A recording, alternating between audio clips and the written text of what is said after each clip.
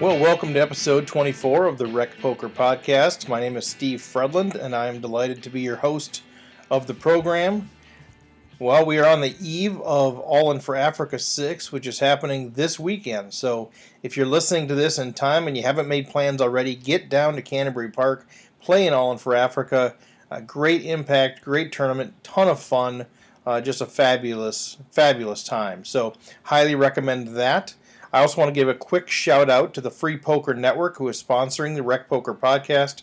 A great group of guys and a great way to learn the game for free, playing at bars. And ultimately, you can turn that into even a trip to Vegas to play in a World Series of Poker event simply by playing free poker. So check that out. But without further ado, today we've got a special guest. I had an opportunity to interview Matt Hamilton, a young, very strong player in the Minnesota poker community. And we sat down and talked about his background and sort of his approach and what he's learning and where he's going from here. So I hope you enjoy this interview with Matt Hamilton. All right, so here with the great Matt Hamilton, right? That's how you go by, great? I wouldn't refer to myself as that, but sure. For sure, I'll take it, right? Yeah. Looking to the future. But, I've got to know you a little bit over the years, just played a couple of games with you, played a little bit at the tables, but then, you and I have some interest, similar interests in terms of charitable work and giving back to the community and that sort of thing. So I've got to know you a little bit from there, but, it seems like I'm watching you from distance as you're binking tournaments and doing well there. So it's been kind of fun to get to know you that way. But maybe just start out a little bit about your background, how you got into poker, kind of wherever you want to go with that deal. Yeah, so I started playing poker when I was probably 16. I got involved, really started out just watching, I think it was like World Series of Poker episodes on ESPN, and really got interested in it, and I was like, oh, this is kind of cool. And then I got invited I don't know, a few months after that by one of my cousins. It was like a small home game in our town of Fergus Falls, and just like $5 we'd throw it in and play until a couple winners, and really started to enjoy it, and I was like taking their money, and that was fun. And so it just kind of grew from there. When I went to college in Moorhead, Fargo area, and I would take the drive to Shooting Star Casino quite a bit over in Manoma, Minnesota. That was like because couldn't really play much else simply because there's really nothing else around, and I was like 18, 19 at the time, so very limited where I could actually go around there. But they would always have these small tournaments on the weekends, like $45 buy-ins on Friday nights, I think it was, and then every once in a while they'd have a weekend of a little bit bigger stakes, and just really enjoyed it, had a lot of fun, was making some profit too, and was just really learning a lot about the game, and just really starting to think of it as something I wanted to do as kind of like a side thing for as long as I could. So were you playing cash at all, or were you only tournaments? Well, I was playing a little bit of cash. They had their cash games was almost exclusively 210 spread limits, so $1, $2 blinds, and then max bet of 10, which was kind of a little bit boring, a little bit not interesting, because it's just kind of wasn't profitable enough to make up for the boredom factor. I played it plenty, to be fair, but it just I much prefer the tournaments, and even to this day I much prefer tournament play. Were you doing anything online at that time? A little bit. Back at that time I did play on Poker Stars. I played a little bit on Full Tilt, but I was never really that big of an online player. I know so many people that had a bunch of money in there, lost a bunch of money on Black Friday or whatever. I was never really one of those people. I would, throw $20 in at every once in a while and just kind of dabble around in it, but never really played that seriously.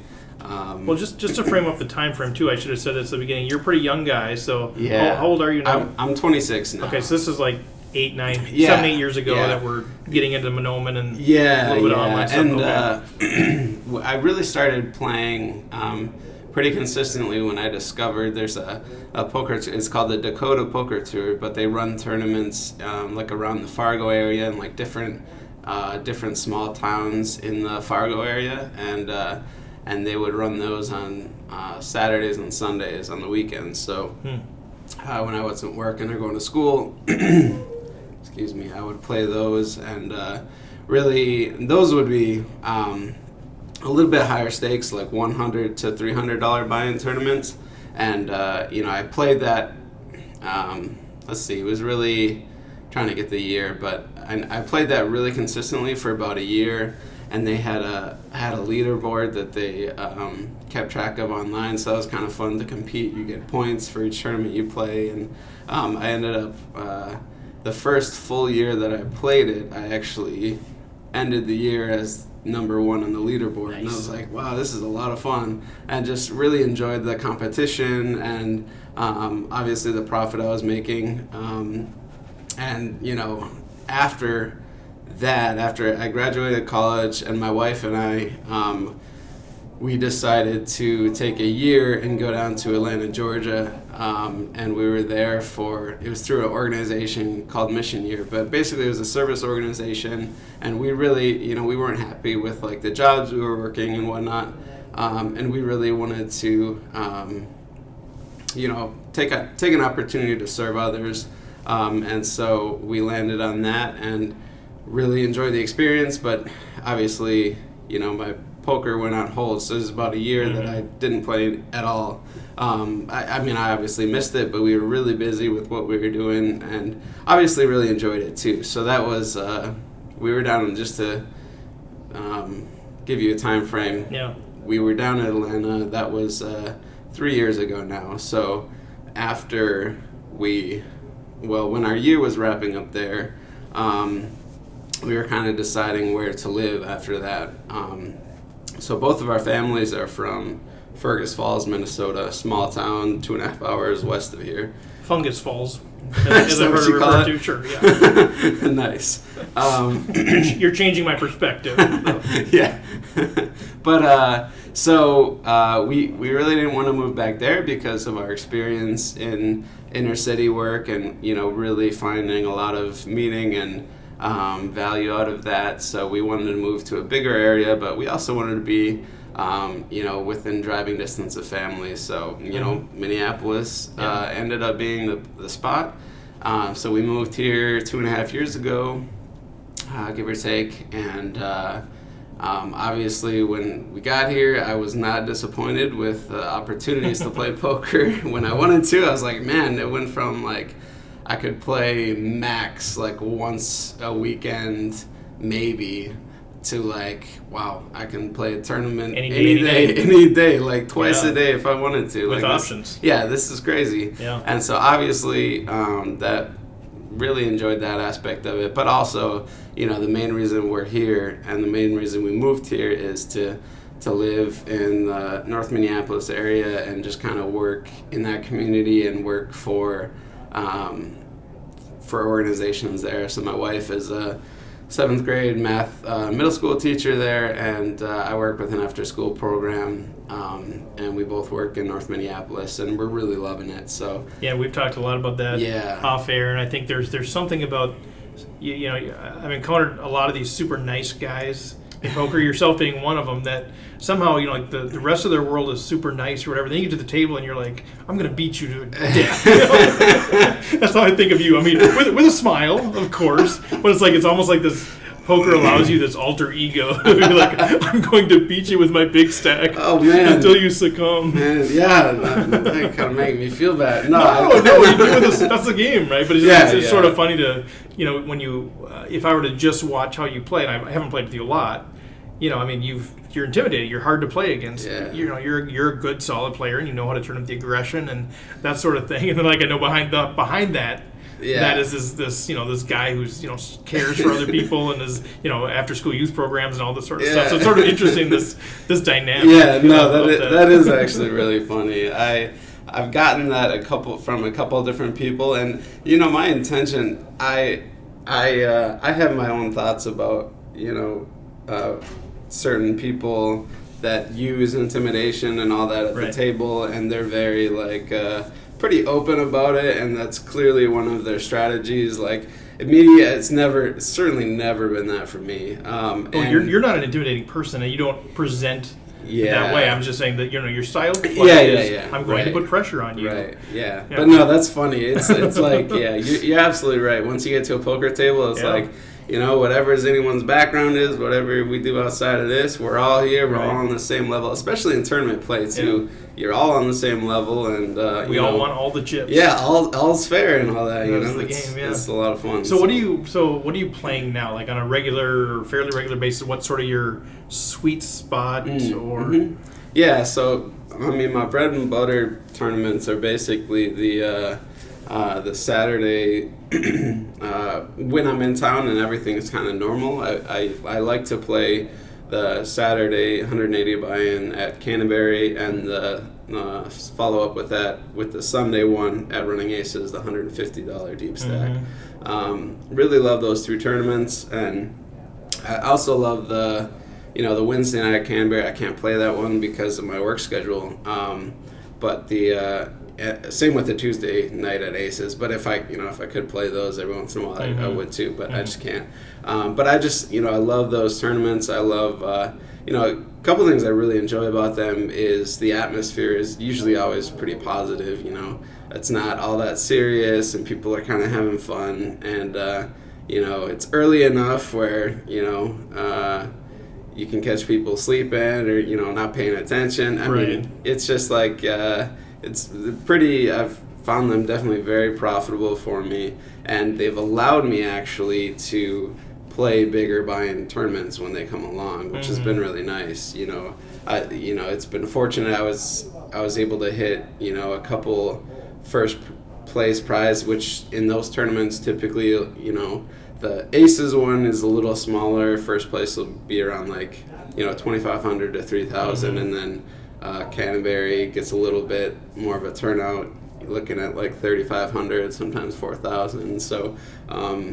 So that then helps bankroll some of the bigger ones. Yeah. And you've had some nice scores in some of the bigger ones lately. I noticed. Yeah. I was looking at Hendon Mob, and I've known some of this because I kind of follow you. But in January you took a third out of the $500 at Running Aces for $12K, and then last September and October you had a first at the Ultimate.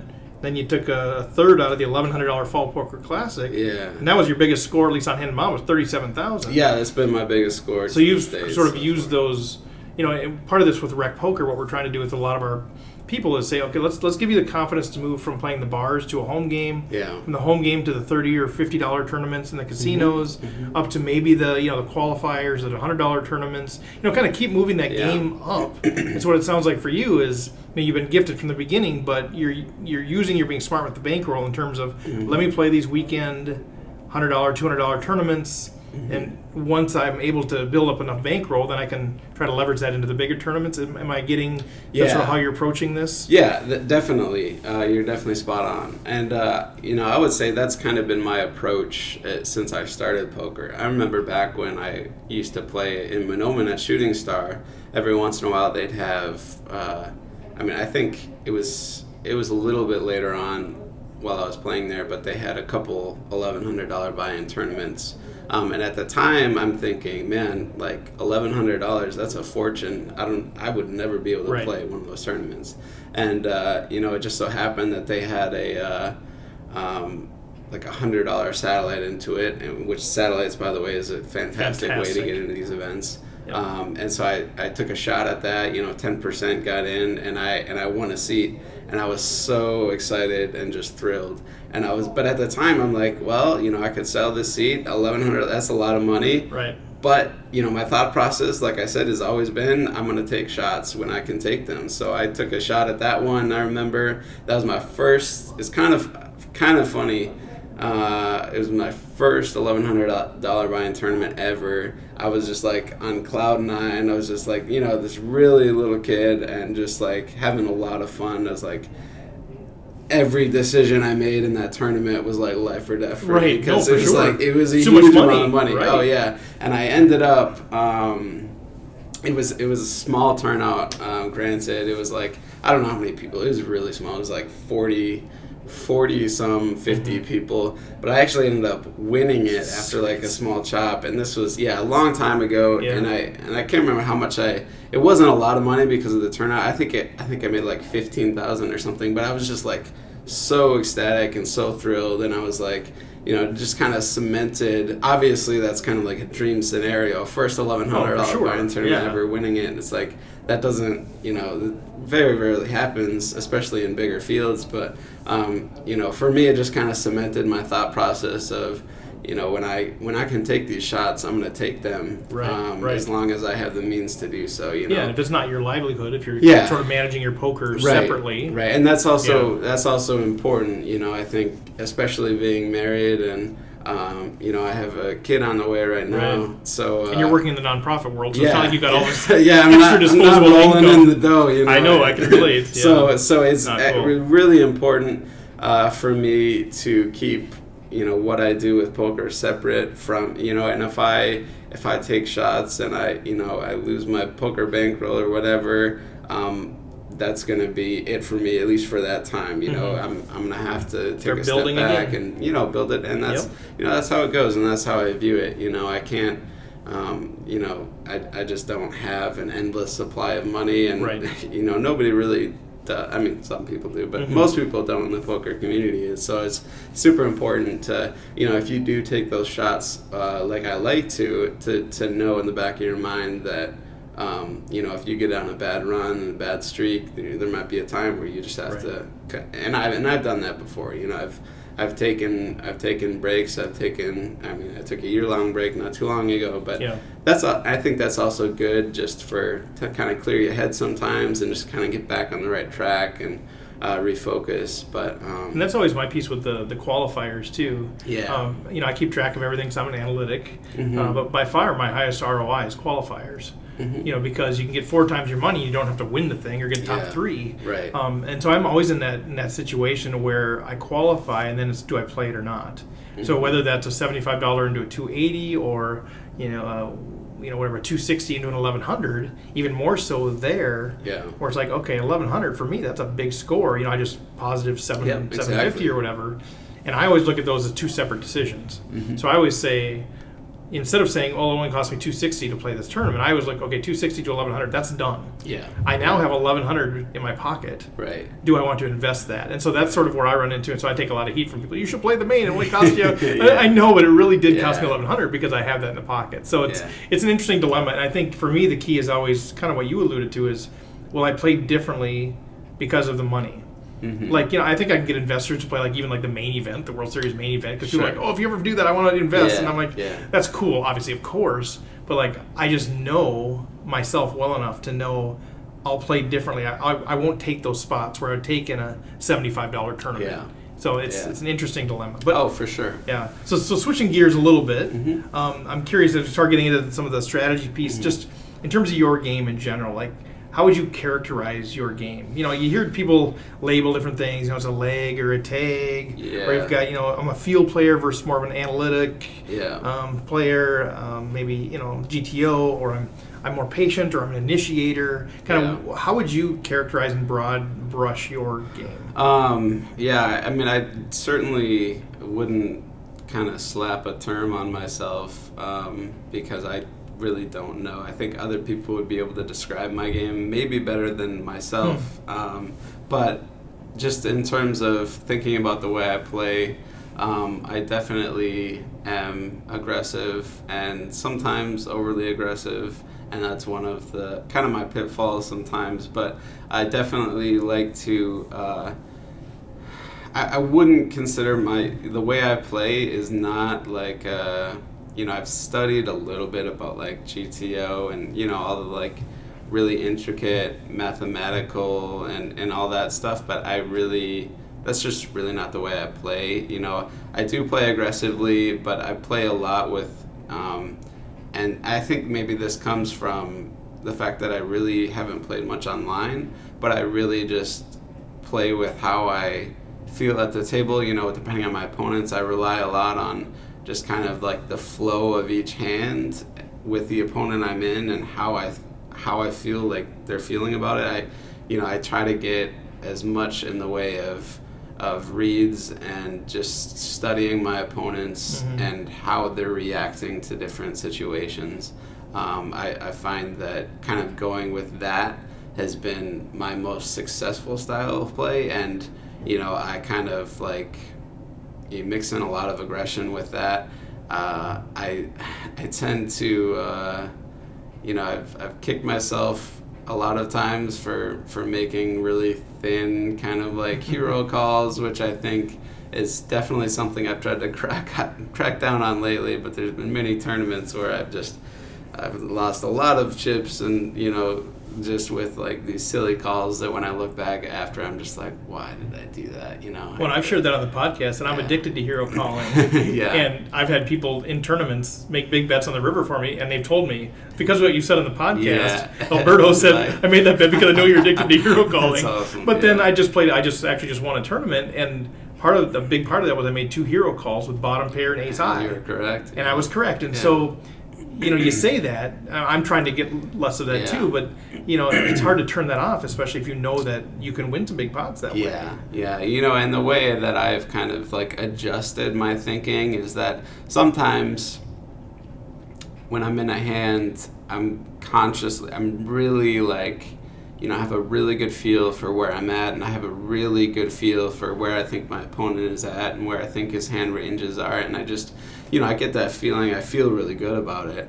And when I make a decision to like, hero call, most of my stack, it's funny, like when I feel really good about a situation, I tend to be right way more often than I'm wrong. And then there's other situations where I'm like, well, Talk yourself into it. Yeah, and I don't really have a good plan, like previous situations, and I'm like, okay, well, maybe you did this with this exact hand. And I talk myself, well, there's like 3 specific hands that I could beat. And I just kind of, instead of like the broad range of and I'm no longer really studying my opponent. I'm no longer really thinking about how he's feeling. I'm just thinking about, whoa, what can I beat, and what are possible hands could he have? And what I find that when I'm in that type of situation, and I really am not really sure where I'm at, I end up being wrong more often than I'm right. So that's a part of my aggression that I'm really trying to adjust right now. Do you find that part of that is, because I've talked to other rec players who are similar to me in this way, is I tend to respond to players assuming they're playing the way that I would play. So because I can be much more aggressive, at least than the players that I play with, I'll much more frequently make a light river bet trying to steal the pot. And so when I'm facing a river bet, I think I'm much more prone to call, partially because, I know what you're doing there, because I would be doing that with air too. Yeah. Do you feel like that's part of the struggle, or part of something that rec players need to figure out, is how do I play against that player versus how do I play against some reflection of myself? Yeah, I think that's incredibly important. And going back to, taking shots at bigger tournaments versus playing smaller tournaments, that's really something incredibly important to keep in mind too, because when you're playing smaller buy-in tournaments, the level of, thinking ahead and like thinking through moves really carefully just isn't there as much as when you play bigger buy-in tournaments. And I'm not saying that like, there's a lot of bad players or whatever. That's just kind of the reality, is that, when there's more money on the line, generally there's better players and there's more thinking involved. And I think when you, like say when you win a satellite, when you're, a small stakes player, you win a satellite, you take a shot into a bigger event, I think you have to go into that event thinking with a thought process of, okay, these players, generally, they're probably going to be able to think through, they're going to be doing moves, they're going to be doing things that I wouldn't see in the smaller stakes tournaments. And I think, for myself, when I used to play, and the smaller buy-in tournaments, there'd be so many situations where, I would kind of almost know that, okay, there's no way this player is going to be making this move. There's no way this player is going to be bluffing here. There's just not going to happen because it's just so rarely does in that, four betting pre-flop. Right. It always has to be like aces and like, there's certain tournament stakes that I used to play that like if there was a 3-bet pre, it was always huge. Aces, kings, ace, king, queens, Maybe ace, queen if they're super loose. Yeah. Just premium for right. sure, almost all the time. And then, when I get into a bigger buy-in tournament, I find myself, wow, like I just saw a 3-bet here, I saw a 3-bet, and right. you have to really quickly adjust your thinking and just realize that, these players are capable of different things. And I think for myself, going back to what you said about kind of like other people playing the way that I have, I don't really, I haven't really thought that way for myself because, I've always been kind of like the youngest player. When I played the Dakota League, when I played a Shooting Star, I was always like the young gun there and kind of like adjusting my aggression back then and always playing with guys that usually a lot older than me, usually played a lot more tight. So I guess I don't really have that same thought process that you do, but okay. Definitely I would say it's been incredibly important to be able to know you're going to have to adjust the way you think about your opponents when you play different stakes. I think is one of the most important takeaways is depending on the type of tournament you're playing, it might be completely fair to assume different things about your opponents if you've played that stakes for a while and you kind of know how things are. I think it's totally fine to have a general thought process of how tight people are, how aggressive people are, and just kind of being able to take a step back from that when you play a different style of tournament or a different stake, and kind of, it can be hard to reserve your, assumptions and stuff that you've gathered through your other, tournaments that you've played. And I think it's important to be able to kind of remove yourself from that when you do take a shot. If it's like a satellite you won, you play a bigger tournament or whatever, you need to be able to have a different thought process. For sure. So I'm thinking about, you talked about hand ranging, and maybe that sounds like that's a strength of yours, or at least something you're constantly paying attention to, and paying attention to the player, maybe picking up reads, that sort of thing. One of the things we talk a lot about on the podcast is, as a recreational player, as somebody that's gaining experience, a lot of us, it seems like there's so much information that we are supposed to process. Everything from, we're supposed to know what everybody's stack sizes are, what's the stack to pot ratio, what's their betting pattern, how often are they opening an early position, every person, how much are they opening in all these different positions, what are they raising to, and is this an anomaly that they've raised to some different amount, less or more? What's their sort of 3-bet frequency? What are they showing down? What do they call folding? I mean, it feels like there's so much information, not to mention, okay, the hand range, and what do I have, and what should be my opening and 3-bet range in general? What do I do against this? I mean, there's volumes of data. And I think one of the things I struggle with in some of the conversations I've had, first of all, I'm not mentally capable of processing all of that. I can't even remember how many chips I have without looking all the time, much less what everybody else has, other than, okay, their big stack or whatever. I can't even do that, much less what are the betting patterns and everything else. My memory's just not there. Maybe when I'm 26 I could do that. And so I find myself having to prioritize, what am I going to pay attention to? Am I just focusing on hand ranging and just saying, okay, they opened, what could that be, and narrowing that down, which for me still requires a lot of energy. I can't just do that on the fly. Maybe that's just experience. Or should I be focusing on, what my bet size should be relative to their stack? What's the effective stack? But anyway, with all of this stuff, I have to prioritize what I'm actually thinking about. What I wrestle with a lot is, am I prioritizing the right things? Am I using a lot of mental energy on the wrong things, trying to pick up physical reads, versus I should really be paying attention to this more? I mean, I know that's a really vague, open-ended question, but if you were to step back and say, what are the things, if you're only going to really focus on a couple of things, what would they be? Sure. I think that, like you said, there's tons of things to think about. And if you're just kind of like realizing all this and just kind of like getting overwhelmed, like, oh, I'm never going to be able to do all that. I shouldn't play. I think that's a mistake to think that way, because most people that play don't think about all those things. At least, But when you read the books and you do the things, you should. And I think, how are people possibly processing all of that information? Yeah. I think that starting out, it's, if you pay attention to a couple things at the table and just, slowly different things will just kind of become second nature. At least for me, I think, the more you make a habit out of things, the more it just kind of like becomes a part of how you do, and you can kind of slowly incorporate, different things over time. I think starting out, some of the most important things is just focusing on, okay, what are some of the, fundamentals that make a good player, I think is important to think about, and set, like, there's a lot of more intricate thought process, and, when you start getting into like throwing around terms like GTO or like all these different things, like, to the recreational player, that, like, what in the world is that? Balancing my 4 betting range. Yeah, it's like, right. I have no idea, and I think it's fine. Like, I don't think you need to panic because, like, for myself, even a lot of that stuff, I don't really dabble into at all, and I just kind of focus on the way I play. I mean, I think I slowly am learning different things, but that's not the way that I've played.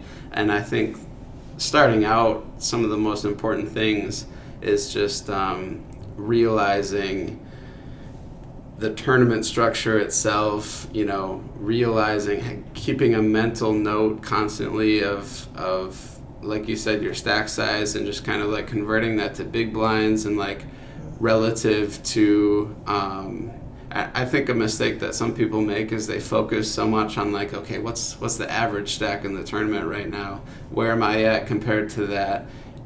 Instead of focusing on, how many big blinds do I have? What's the next blind level? I think there's a mistake in panicking when your stack is like, the average stack is 20K and you have 18K. You're like, oh no, I got to get 2K more. I got to stay with average. And I think that's a mistake that too many players make. I just saw a guy open ship 80 big blinds. Yeah. Because he started with 10K and he was down to 4K. Yeah. And the blinds were 25-50, the first level. Yeah. And he said, well, I was way under average stack, and he just shipped 80 big blinds. I'm like, oh. Yeah. Okay. Interesting. And you see that, in bigger blind tournaments all the time too. Mm-hmm. People just completely panicking with a shorter stack. I think that's one of those fundamentals that, I've learned a lot from, different higher level players in Minnesota. Once I moved here, I started kind of taking in a lot of information, and I learned a lot from the likes of like Aaron Johnson and Vlad, and like, all these different people that play really well. Joe Bernard, all these play really well with shorter stacks, and learned a lot from them, and just watching them play. But also I think, working with the big blinds you have, and just learning that fundamental of keeping track of, if you don't keep track of anyone else, keep track of yourself, keep track of where you're at, relative to people at your table. I think it's much more important to focus on your table rather than focusing on like the average stack or people around you, because you're not playing with all those. You're right. Playing with 8 or 9 other people at your table. Who's the big stack at your table? How are they playing? Who are the shorter stacks at your table? How are they playing? So just, and I don't think it's important to keep track of, especially starting out, how many big blinds everyone has, but just have a general idea. Okay, well, he's got a monster stack and he's opening 50% of his hands. He's got 12 big blinds and he's not playing a hand. Those types of fundamentals where you're just always kind of realizing the game is shifting, these players are shifting their aggression based on how big their stack is, and also just kind of keeping track of if you're gonna really study opponents at your table and you find it overwhelming to be like, man, how am I gonna pick up reads and tells on all these different people? Just focus on like the people right next to you, because first of all, that's, you're sitting right next to them. You're gonna be able to pick up information that you're not gonna be able to someone sitting way across the table, and they're realistically going to be the players you're probably going to play the most with, people to your closest to your left or right, whether they're they're raising your big blind or whether you're raising their big blind or small blind, chances are you're going to be you're going to be battling with them more often than the people across the table from you. Right. So, starting out, I think it's really important to, try to just, you don't have to be like super structured about it, but just kind of try to focus on how they play, especially when they're sitting right next to you. And I think you can make a mistake of just kind of checking out when you fold a hand or whatever, and I make that mistake all the time, believe me, way more often than I should. But I think being able to stay focused when you're not in the hand is also incredibly important. Well, that was the next question is, okay, when you're out of the hand, I think there are some times where a mental break is maybe just a good thing. Check out a little bit, whatever, I think. But generally you want to stay focused. Everybody says stay focused, stay engaged, stay in the hand. The question is, what are you doing when you're staying engaged? Are you using that to look for physical tells? Are you using that to kind of work on your hand ranging skills of people, trying to guess what they're going to have at showdown? Because it goes back to even what you mentioned about, be aware, okay, I've got 25 bigs, or I've got 50 bigs, and they've got 40 bigs, and they've got 20 bigs. There's a lot of things that you can observe, but ultimately the question for me is, if I'm not actually going to use it in some way, like if it doesn't matter to me if I have 50 or 80 bigs, if I'm not good enough to really know how different should I play, how much mental energy do I spend on that? So for me, I want to make sure I'm spending the mental energy on something that's going to be useful later. So if I'm out of a hand, now I've folded, and the hand is continuing, what are you paying attention to that you think you can actually use later? Sure. Yeah, that's a great question. I think that, well, first of all, let me just say that I'm not like a wizard at the table, and I don't like, as soon as I fold a hand, I'm not just like laser focused on, picking up all this information. There's times where I'm just completely zoned out, watching TV, looking at my phone, whatever. I distract myself probably just as often as the next guy, but I think I try to, and this is also something I've tried to do more recently, and the things that I study is, I think that's a fantastic question.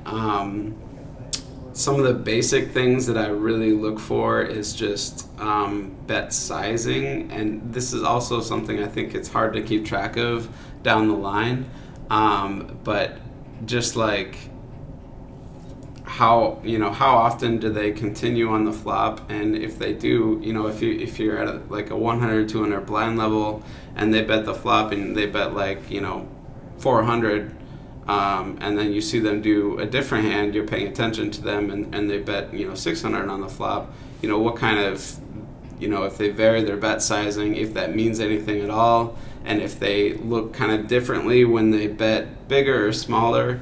I think just kind of paying attention to, and it can be like really overwhelming to just try to kind of take in all this information, and it can feel like at the end of the day, I just looked at him play through that hand, and I learned absolutely nothing, and I have no idea.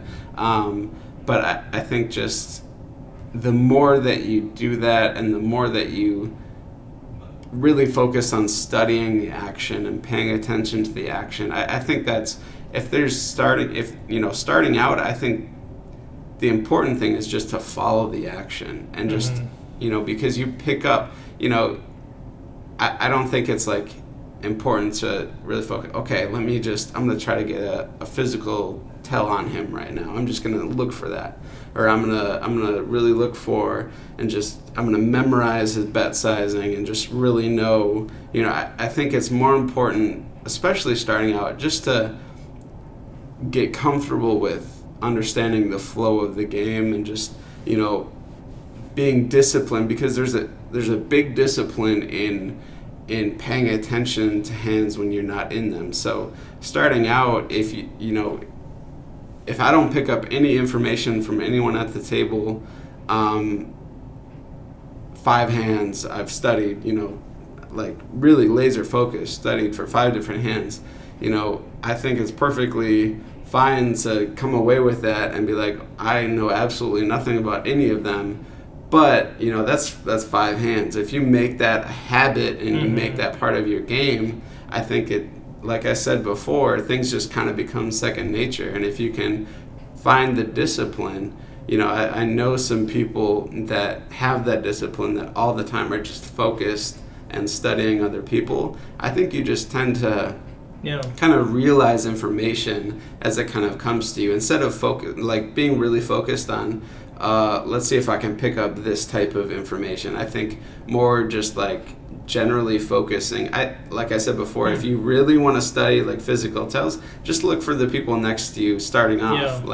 And maybe there's someone at the table that throws something really obvious out there. Like maybe I think there are certain things that you can pick up. Like say someone's hand is really shaking when they put out a bet. Right. Like what does that mean? Does the next time they bet, is their hand not shaking? Like there's different things like that, I think, that are fairly more obvious that you can really take a note of.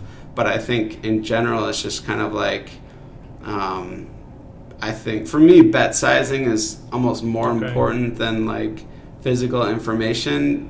Not all the time. I think like if I'm in a hand with someone, I rely decently on how I see that they're feeling, if they're leaned back in the chair, or if they're like, staring at me in the face, or like, there's different things that people do almost unconsciously when they're in a hand with someone. And I think when you're in that moment, that's the best time to learn from that opponent. I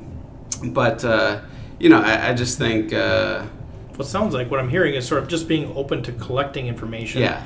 Maybe not worrying so much about processing it all. Just being open to receiving it, and then just trusting that your brain or your experience or something will kick in when the time comes to need that information.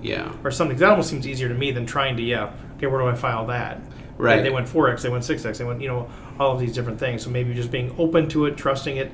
And I think, like you said, even if you go 5 hands without thinking you collected anything, you collected experience. And you're training yourself. And I think you don't know. It's almost like going to like a Spanish immersion camp. I mean, you aren't really speaking it, but you're just sort of getting it. And pretty soon words start to make sense. And I think about like position was that way for me. Like I remember when I first started, I'd literally have to tell myself, okay, you're on the button.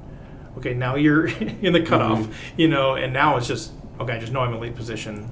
And so there are things that just sort of become internalized. And I think for myself, like I want to say that I don't think I'm the best when it comes to really spotting tells or like spotting all this stuff. Like I said, I'm not a wizard. There's plenty of people that are much better than myself.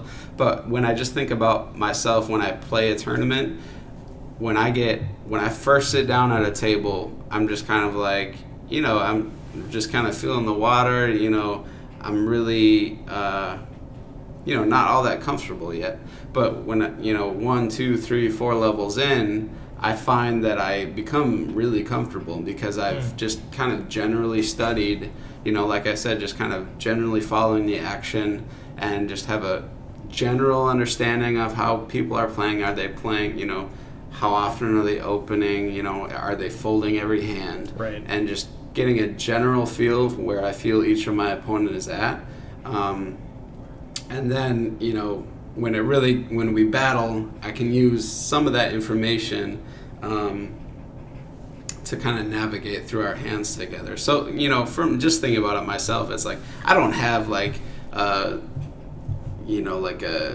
X-ray vision of everyone and just have like notes of like, okay, this person is, whatever is like, that's not me. But I do know that even without all that information, how my comfort level changes Right. as the tournament gets deeper and I've spent more time with each opponent. So you absorb, and then you're able to recall the right information, or at least some of the right information.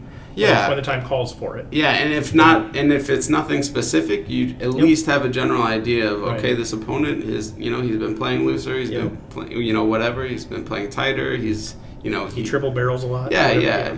I think those bits of information can really help you navigate through when you get into hands. Yeah.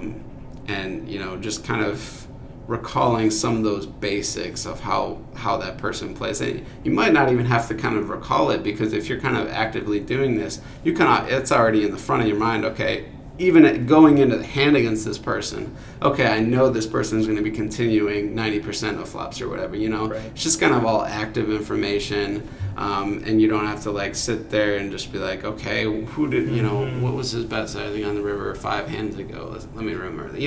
It's just kind of like a general feel, I think, for me anyway. Well, that's good. That's good. Let me switch gears. I'm going to ask you it's a question I asked of both Joe and John. Oh boy. Okay. We'll see if you do better than they did. Right. No, it's a specific hand situation, but it's intentionally like ridiculously vague. Okay. And the reason I'm asking the question is to get a feel for you, like what is the most important information you need to be able to make some decision. Okay, so it's not your typical hand scenario where you have all of the information. I'm going to give it, just very vague. Tell me what information you have to have in order to make the decision. Okay. All right, so you're on the button. Okay. Under the gun, raise. Guy just to your right calls, and you're on the button with ace jack. Okay. That's all I'm going to give you. Okay, so under the gun raises, folds around to the guy next to you. He calls, and it's on you with ace jack. Correct. I think the first bits of information that I want to know is what are their stack sizes. So what's the undergun, like under the gun, what's his, first of all, what's his bet size, and what's that relative to his stack size? And then same thing with my opponent on my right. And then I immediately want to think, once I find that information, how often do I think this opponent is raising under the gun? And what kind of, going into hand ranges, like, what do I think that player under the gun is opening with? How wide do I think he's opening? How aggressive has he been? And then similar to my opponent on the right, has he called a raise often, like in position? How big is his stack size? What's his calling range there? Have we seen him do any kind of tricky, like just traps or anything like that? And I think just kind of going from there. Just basic, what's their stack size? How many big blinds do they have? And how aggressive or tight have we seen them be? And how, and then kind of going from there, I think those are basic, important bits of information to be thinking about. That's good. So a lot of times I can think this way, and maybe others are the same way. I think, okay, these are the list of 5 or 6 pieces of information I need to have. Mm-hmm. And so I say, okay, they have 30 big blinds, and they went to 2.5x, and the opening hand range is typically this, and they tend to be opening more often than not. And so I have all of these pieces of information. Sure. Some of them can be competing. Like, boy, that seems to be more of an indicator that they're strong. This seems to be more of an indicator that they're weak. And so I try to take all of that in and say, well, okay, great, I have competing information. Do you see it as separate bits of information, or is all of the information that you called out really around building a range? I mean, is that the ultimate goal? Is I'm going to consider their frequency, I'm going to consider their stack size, I'm going to consider their player type. All of that is really, it's all feeding into developing what the range is. Is that the ultimate goal? But for you to make a decision, like, there's a whole bunch of information that all seems competing, but what's the driving force for you to know what to do? Is it a range? That's a fantastic question. I think for me,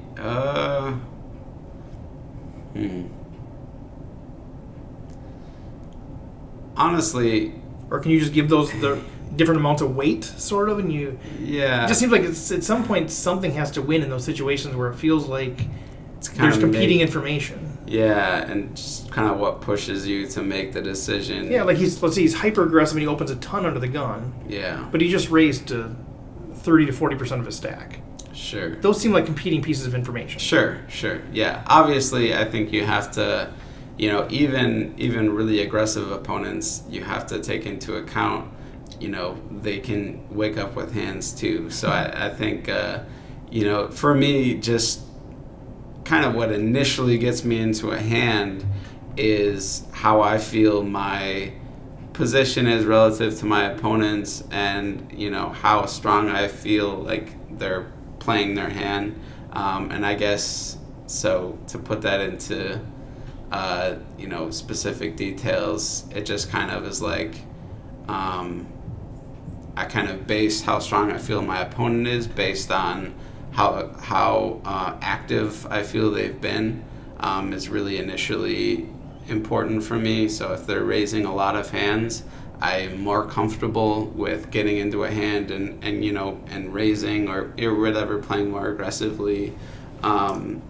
If they're rarely playing a hand, I can, some red flags go up or whatever. And if there's how much aggression is before me, like in that type of a situation when there's a under the gun raise and then a late position call, we haven't seen a whole lot of aggression. It's been on the other hand, if it was like an under the gun raise and then like a 3-bet, that kind of definitely changes the dynamic. So I tend to find that when I can come into a pot as the aggressor, there's more, I win more often than when I come into the pot as like a, just more of a passive player. So that that's one of the big things, like thinking about whether I'm coming into a hand or not. Like, am I the aggressor here? Am I going to be able to, control the action post flop, or am I going to have to follow someone's lead? Because if I have to follow someone's lead and just kind of like, I tend that I get into more sticky situations than when I'm kind of controlling the action. So that's one of the bits of one of the important pieces for me, I guess. It definitely changes when I'm in the small blind or the big blind, but when I'm in position, I really have to know, can I control this action? And because ultimately, if you can control the action and you can make the decisions post flop, you're going to be able to win a lot more than you lose, because aggression definitely. You have two ways to win. Yeah. Right? You can get people to fold, or you can have the best hand, right? Right, exactly. Yeah. So, I mean. But then there's the balancing that between how many chips you burn off in the process. Yeah. Right, when tournaments are about survival, right, in a lot of ways too. So there is those competing. Oh, yeah. That's again another situation where I'm talking about these competing pieces of information. Yeah. Like, I think I need to re-raise here to gain control of the pot and to put pressure on my opponent and ultimately to exercise fold equity. Sure. But that's 20% of my stack. Yeah. Or whatever. There's always those competing pieces. Yeah, that's really good. Really good note is this idea that tournament poker at the end of the day is about survival, so deciding whether or not to open into a hand, also you have to really take into account where you're at in terms of big blinds and how big is your stack relative to your opponents, because they're thinking about the same thing. When you have a big stack and they're coming into a pot with kind of a iffy 15 to 20 big blinds, or whatever the case might be, it's also important to know that your opponent in that situation is going to be thinking and more concerned with the stack and more concerned with how many chips he has to put in. So it goes both ways. I think keeping that into your mind all the time, like I said, going back to always keeping a good track of generally how people's stack sizes are at, I think is one of the most important things about tournament poker. And being able to vary your aggression based on that is also really important. I think because what I try to remember is, when I have 15 or 20 big blinds and people are betting into me, how much pressure I feel, right, knowing that, do I want to risk my tournament life on this hand? Is this the spot where so it puts all this extra pressure on, because you know it's for your tournament life. For sure. And so I think, being able to recognize the other side of the coin, of that pressure that you can put on the other player. Yeah. Because often we just think, I don't want that to happen to me, but we have the opportunity exactly to do that to other people. Yep, exactly. That's one of the beauties of poker, Right. Is to take ourselves sort of out of our own situation, put ourselves in other people's situation. Yep. And that's something that I'm hoping at some point will become second nature to me as well. So let me ask you this. We're running out of time already. Oh, wow. I know, it's been awesome. Maybe we'll do part 2 or whatever, but I have to go back to work, so. But one of the things, I because you play a variety of tournaments, you play the bigger dollar buy-ins, or at least what we classify as the bigger dollar buy-ins, the 1100s and that sort of thing. But you'll also play the weekly tournaments and even some of the smaller weekly tournaments. I know you've played the 50s and 75s and that sort of thing. So you see the spectrum. For those of us who are in that $50 to $75 to $150 range, what would you say are the biggest mistakes that you see players making? Obviously you're at the table and you're a nice guy, you're not going to call them out, but you're going to be noticing, that was a little rough, or that seemed like too much, or too little, or the wrong play, or whatever.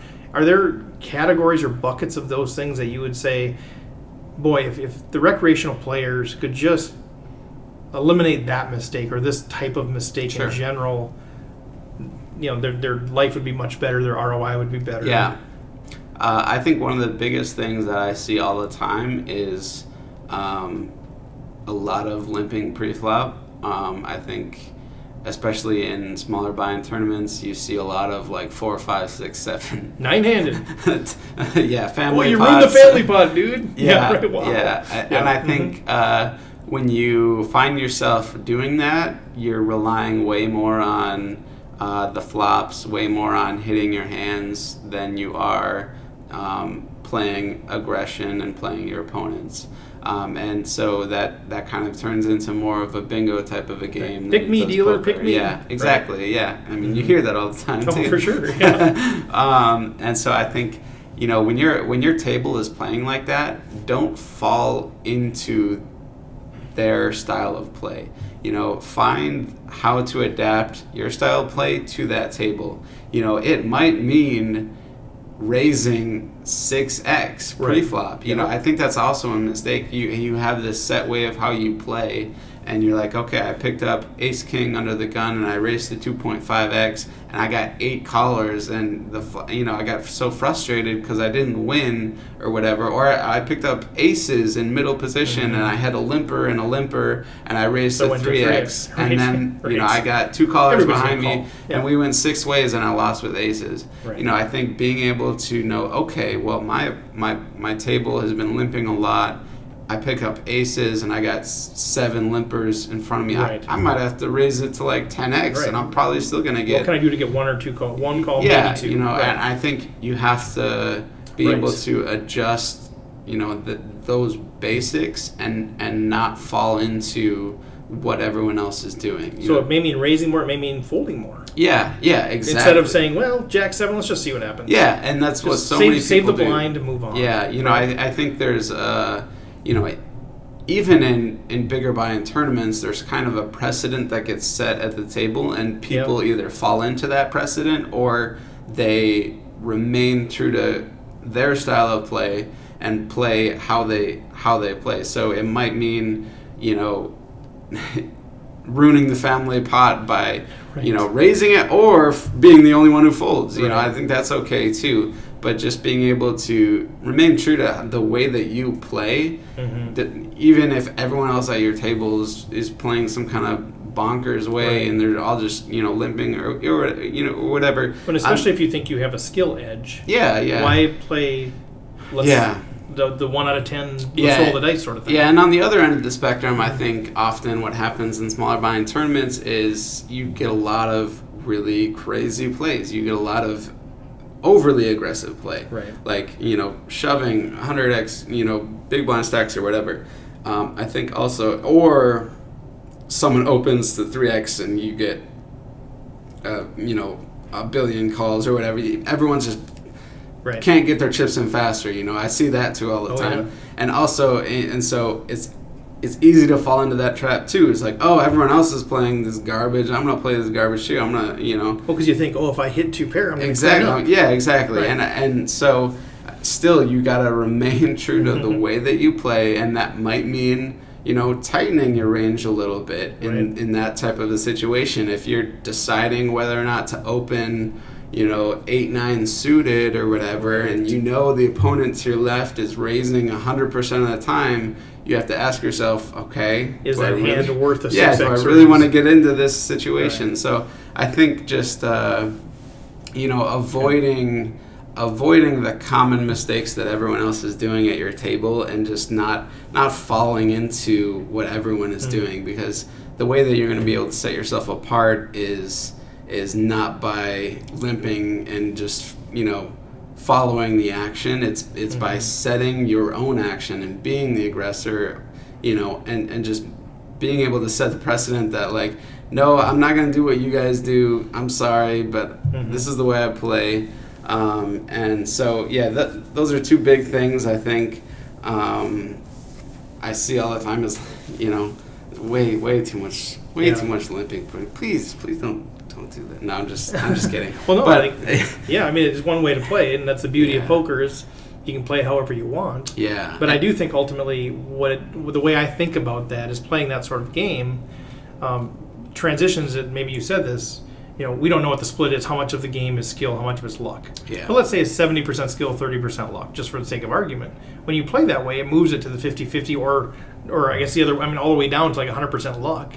If you went to the extremes that every hand we just all call and we just play Yahtzee and see what happens. Now, if you think you have an edge, you've completely lost it. You might as well, if you're going to play complete luck, you might as well just shove every hand. Right. I mean, I'd rather do that than limp every hand and hope to hit, so. Exactly. And one other quick thing I wanted to mention is that another big mistake that I see, and I fall into this too, is not thinking through what you're going to do when you get into a hand. I think that's incredibly important and undervalued. I see so many situations where someone, let's say it's like a button raise versus big blind. The big blind defends, and the big blind checks, and the button bets and defends again. And then it's like at some point in the hand, the button kind of loses focus, and he clearly seems uncertain of what he's doing anymore. So and it's important for a couple of reasons to plan out what you're doing. One reason is that if you don't make a plan, or if you don't kind of think through your actions before you do them, like if I follow through, like if I continuation bet the flop, what am I going to be doing on the turn, and what cards that are going to come are going to change what I do. What if I get raised? Yeah, because the thing that happens is if you don't have a plan and you end up becoming a little unsure of what you're doing, a good opponent will pick up on that and will pounce on that. So if you end up stutter stepping or whatever, and you kind of like give off, and that's how a lot of information can be given, is when you're unprepared and you're not focused, and you're kind of like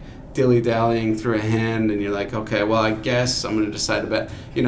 For myself, I end up pouncing. I find that a lot of my aggression comes when I sense that an opponent of mine is just kind of like doesn't have a solid idea of what he's doing in the hand, and chances are aggression is going to end up ultimately push him out of that hand.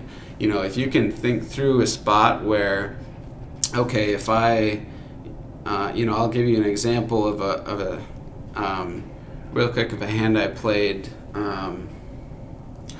Someone, if this person listens to this, he'll know this hand. But anyway, I opened in middle position with queens, and the guy to my direct left re-raised me. This is pre-flop, and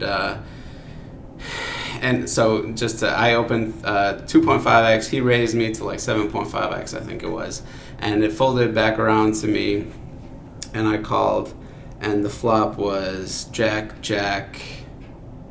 9, I believe. Yes. And I checked, he bet, and bet pretty big. And I'm like, Wouldn't do that with the jack. This is getting dicey. Mm-hmm. He's got to have kings or okay. Like, I'm just kind of trying to think of through the hand, through the spot, yep. where I think he's at. This is early pre-ante tournament, so it's like early in the tournament. Generally, when people are getting this involved in a hand, they have the goods. Mm-hmm. So pre-flop, I'm even thinking, I think some people will throw in like a 4-bet there with queens. For me, it's like, well, what hands is he going to be 3-betting me with this big? He's in middle position. So I'm like, okay. And so my thinking starts there. It's like, what's his hand range here when he re-raises me pre-flop this big? It's like this early in the tournament, he's got to have a monster. Maybe ace king, maybe jacks, but aces and kings definitely are very possible. So I'm thinking that right away. So when the flop comes jack, jack, 9, and I check, I'm not comfortable. I'm not happy with my hand. I have queens. I have an overpair to the board, but I'm not happy with my hand just because of how the action has been so far. He's shown that he's very, he likes his hand. And his bet, he bet the flop. I can't remember exactly what it was, but it was a good size bet. I'd probably say like half, 2/3 pot or something like that. And at that point, I couldn't, I tell myself, well, I don't love my hand, but I can't fold yet. He could still have ace king and just be continuing here, whatever. So I called, and the turn was, I think it was it wasn't, let's see, yeah. I don't remember what the turn was, but it's some kind of low card. And at this point, I'm thinking, I'm so invested into this pot that either on this turn, so I think I had, we were 20K starting stacks, and I had started the hand with roughly 15K, and I think by the time the turn came, I had like 8 or 9K left or something like that. It was pretty dicey, sure. But still early in the tournament, I had plenty of chips. Anyway, I checked to him on the turn. He bet again, like I'd say like a quarter of my stack or something. So at this point, I'm thinking, okay, well, chances are if I call here, I'm going to be facing a river bet. Right. So I can fold, but then sometimes, like when I'm thinking like this, I just kind of get like another thought that enters my brain, like maybe I could do this, and maybe this would work. Right. So the thought came in, maybe I could raise here, and so I end up shipping it all in on the turn. I check shoved with queens, even though I was not happy with my hand. I thought he could definitely have aces or kings, but it's just thinking through that spot as it's going through, I think allowed me to make that type of a move. Whereas if I wasn't really thinking, I'd either just check call the turn or check fold, just kind of like I'm giving up on the hand in a sense, by just kind of like letting him dictate what I'm going to do. Yeah. Whether like... If you're going to call the river if it's a low card anyway. Yeah, so I end up check shoving, and he immediately is like, oh, yeah. He didn't snap you, so you felt good about that. He didn't snap call me, but I still didn't feel good. Sure. Because I really thought that, and I'm really curious if he had aces or kings, what he would have actually done here. Right. But he ended up folding, and he told me later that he had queens. So he told me he had the same hand. And I'm like, wow, that's actually really fascinating. Yeah. And I never told him I had queens. So if he's listening to this, then he knows now that we had the same hand. So you say. If he had queens, yeah. Well, yeah. The whole story's made up. I'm under oath here. You had king queen, we know. No, but that was actually a really fascinating hand where like, it just goes to show that aggression, granted, he could have had aces, he could have had pocket jacks or pocket nines, and he snapped me off and I just bust. But like, that's an example of, thinking through the hand and taking aggression into your own hand and using it for your favor, and to, if there's a way to win the hand,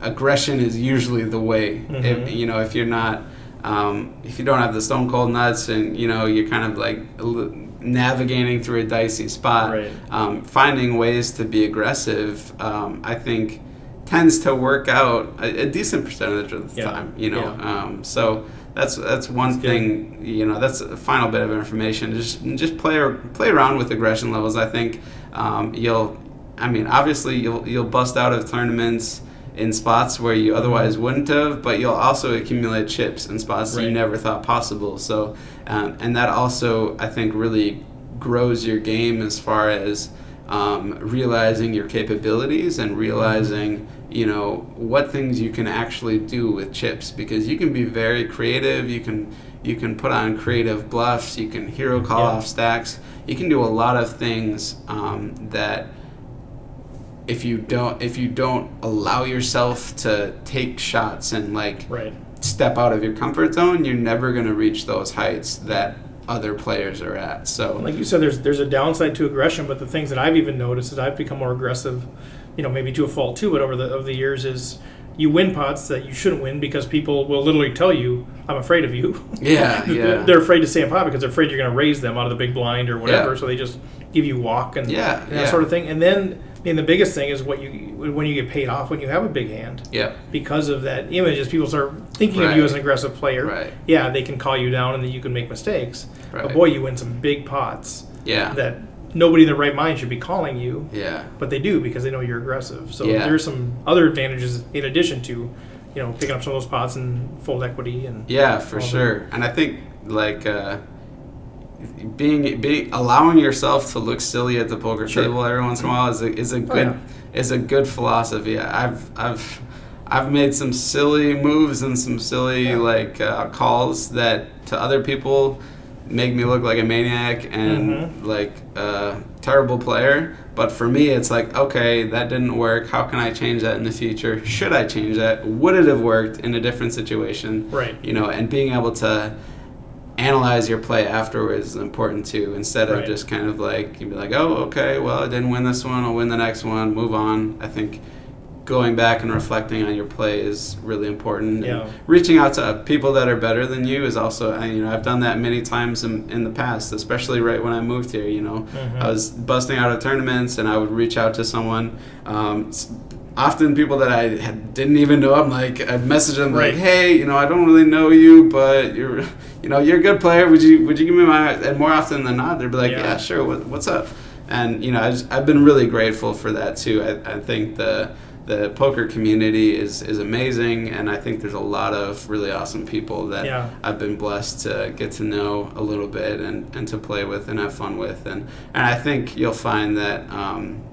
Even in bigger buy-in tournaments, it's not like everyone's out for blood and everyone hates you. It's like there are, like I said before, there are people that do that, but for the most part, that's kind of shunned in the community, and most people, even at bigger buy-in tournaments, cool.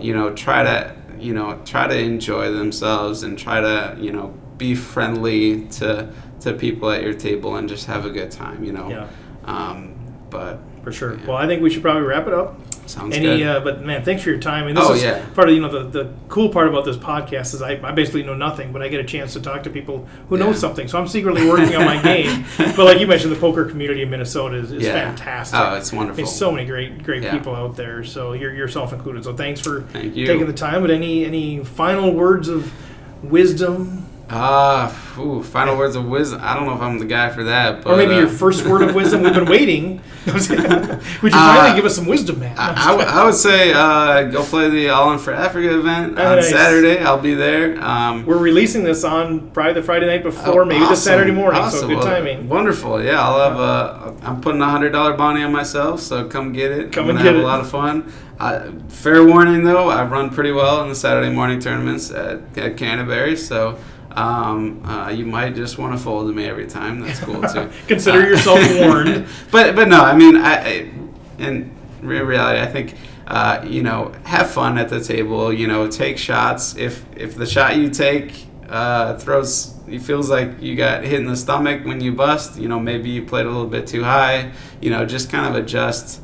But don't be afraid to take a shot, especially, win a satellite or something. You're like, that's part of the thrill of poker too, is just being able to have that opportunity to win a bunch of money too, and enjoy the process and learn, and just, more importantly, I think the biggest thing is just to enjoy yourself. Poker at the end of the day, you make money, but it's also a game, and it's a game of thinking, and there's a lot involved in it that I have a lot of fun with, and that's the main reason I play, is I really enjoy it. I have a lot of fun with it. So it's good stuff. Now I know we gotta let everybody go, but I just put this together. So do you know the musical Hamilton?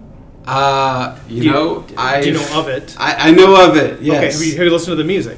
I have not. Okay, so obviously your last name is Hamilton. Yes, right. And I just dawned on me, one of the great songs from that musical is "I'm Not Throwing Away My Shot."